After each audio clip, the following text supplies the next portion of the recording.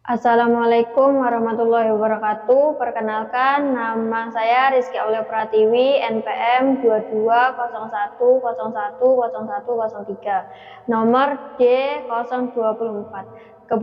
Di sini saya akan menjelaskan tentang kebutuhan peserta didik. Peserta didik merupakan salah satu dari komponen pendidikan yang tidak bisa ditinggalkan, karena tanpa adanya peserta didik tidak akan mungkin proses pembelajaran dapat berjalan. Pengertian peserta didik menurut para ahli. Yang pertama, menurut Sudarwan Danim, peserta didik merupakan sumber utama dan terpenting dalam proses pendidikan formal. Yang kedua, menurut Umar Hamalik, peserta didik merupakan salah satu komponen dalam pengajaran, di samping faktor guru, tujuan, dan metode pengajaran. Yang ketiga, menurut Samsul Nizar, peserta didik merupakan orang yang dikembangkan. Yang selanjutnya, kebutuhan peserta didik secara umum. Yang pertama, kebutuhan jasmani.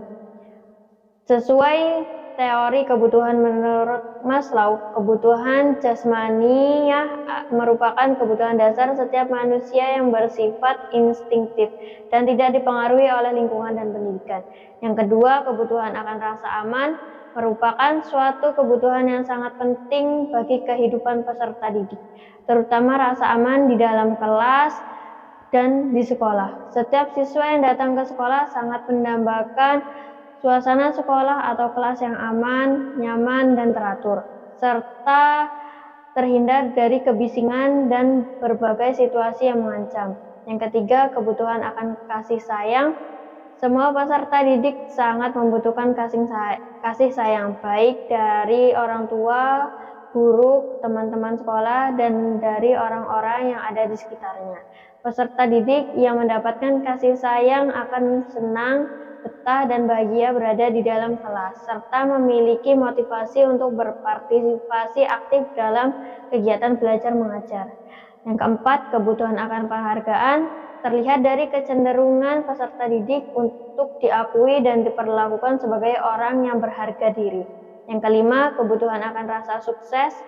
Peserta didik akan merasa senang dan puas apabila pekerjaan yang dilakukannya berhasil dan merasa kecewa apabila tidak berhasil. Yang keenam, kebutuhan akan agama. Yang dimaksud agama dalam kehidupan adalah iman yang diyakini oleh pikiran, diresapkan oleh perasaan, dan dilaksanakan dalam tindakan, perbuatan, perkataan, dan sikap. Yang selanjutnya, kebutuhan peserta didik dalam pendidikan Islam. Yang pertama, kebutuhan fisik. Fisik peserta didik mengalami pertumbuhan fisik yang cepat, terutama pada masa pubertas.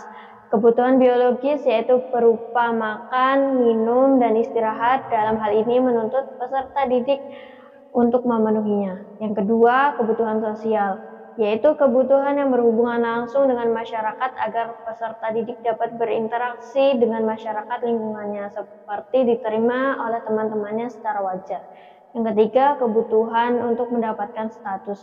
Peserta didik terutama pada usia remaja membutuhkan suatu yang menjadikan dirinya berguna bagi masyarakat. Yang keempat, kebutuhan mandiri. Peserta didik dalam usia remaja ingin lepas dari batasan-batasan atau aturan-aturan orang tuanya dan mencoba untuk mengarahkan dan mendisiplinkan dirinya sendiri.